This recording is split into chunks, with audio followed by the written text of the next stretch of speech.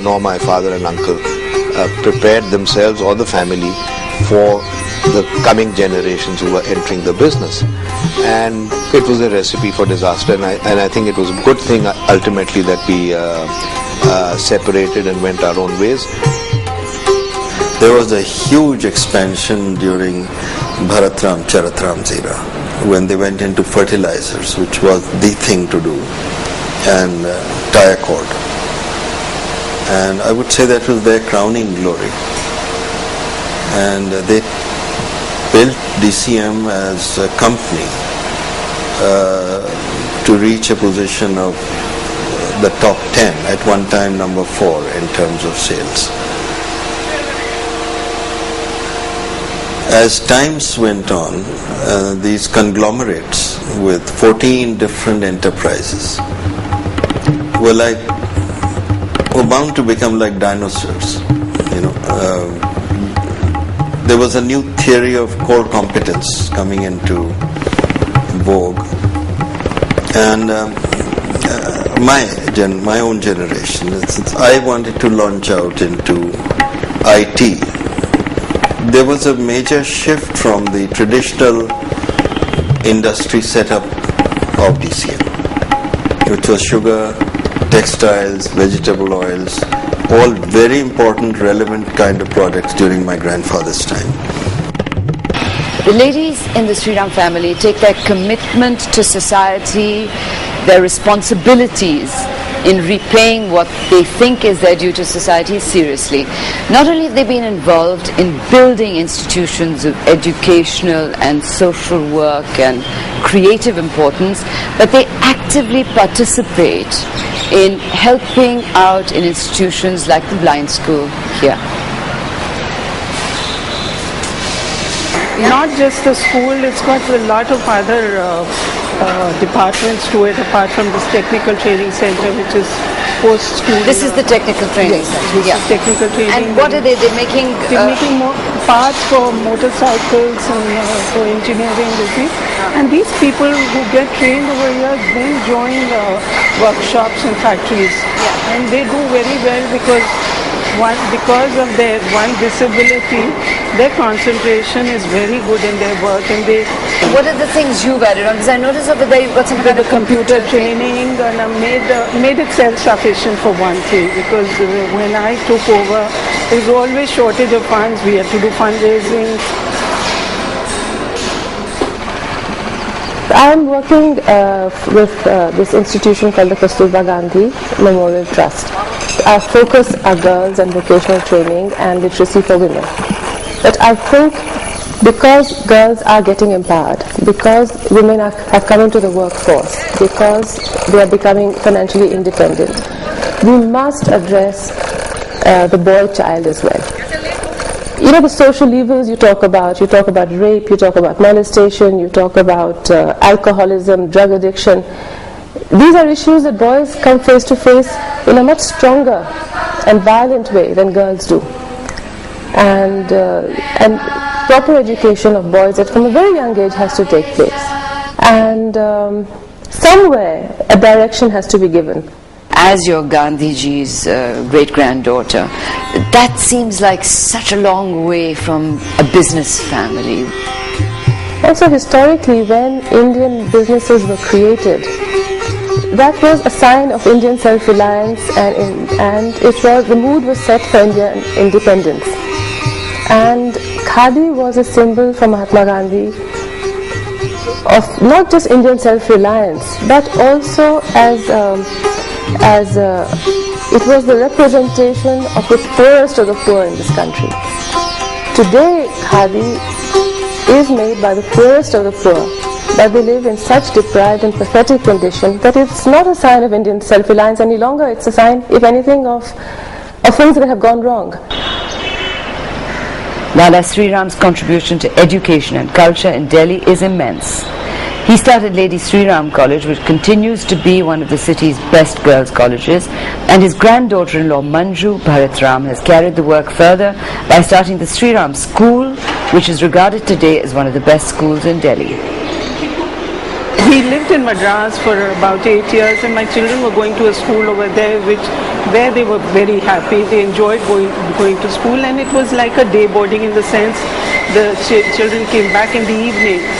And when we shifted back to Delhi and my children were admitted into a school over here, a known school, I found it very frustrating because the children didn't enjoy going to school. There were too many children per class. The teachers were not paying the kind of attention that they should be and they could. So that's when we decided we'll start a school.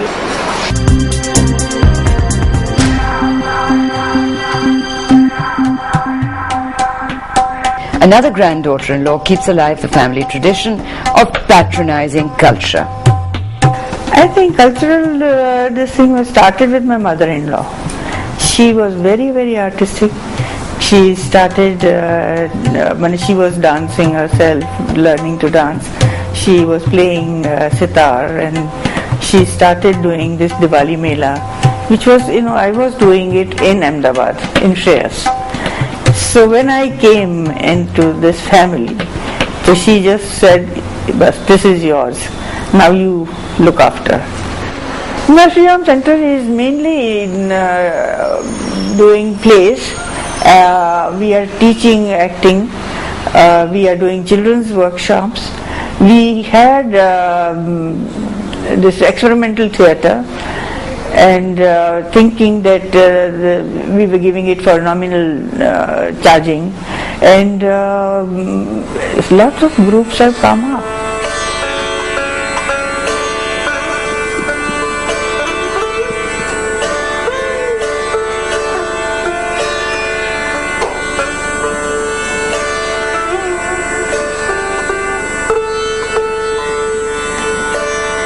Dr. Vinay Bharatram and his brother Arun personally keep alive the family's contribution to the arts.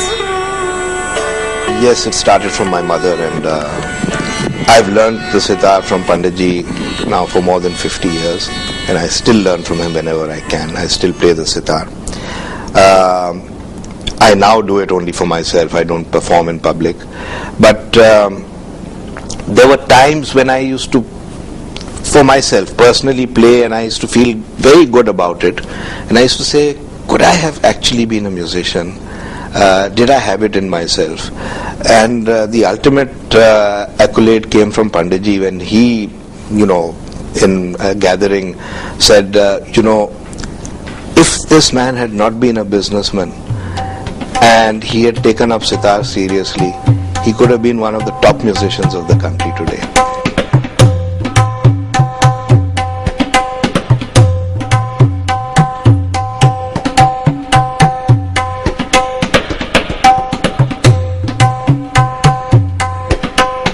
It wasn't any one person. I was there, of course, being a pupil of Pandit Ravi Shankar, so I had access to all the great artists.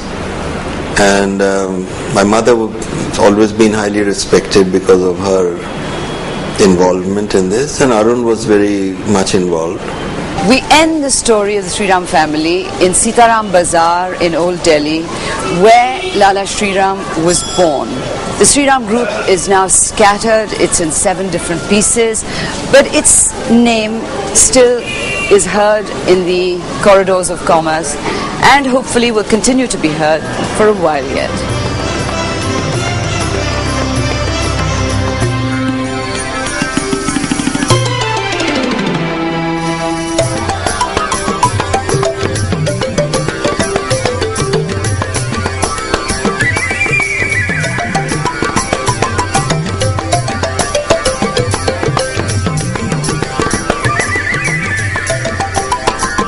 I think that spirit is getting reborn now. I think a lot of it has to do with the fact that we were living in a controlled economy. We were living in a society which was so strongly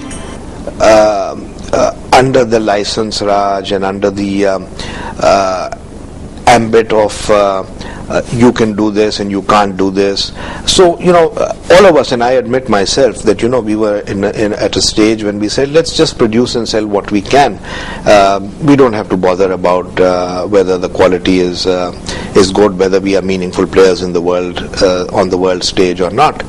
And it's only, I would say, since the mid-90s that there is a change or in mindset of most businessmen in India.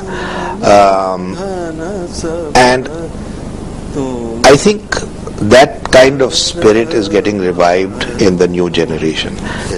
Jagadish Hare Tuva Charanana Me Tana Mana Dhana Sabatum Paravaru He Jagadisha Dina Dukha Tarana Bhava Bhaya Bhanjana Rakhiyo Sharana Me Tana Mana Dhana Sabha Tuma Paravaru.